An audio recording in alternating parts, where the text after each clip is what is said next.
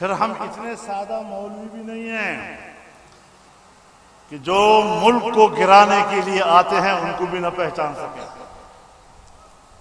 जो मुल्क को गिराने के एजेंडे पे आते हैं उनको हम पहचानते हैं, और ये भी पहचानते हैं कि किसके लिए मुल्क को गिरा रहे हैं, किस एजेंडे के तहत गिरा रहे हैं।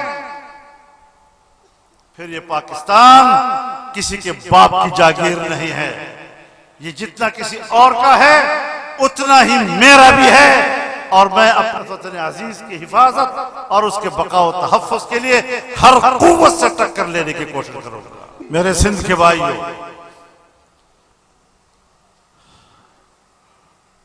मैं आपको सलाम पेश करता हूं।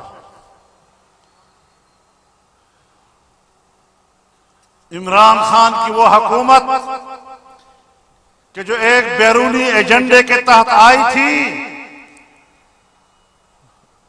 उसको उठाकर बाहर फेंकने में जो किरदार आपने अदा किया है उसे तारीख भुला नहीं सकेगी।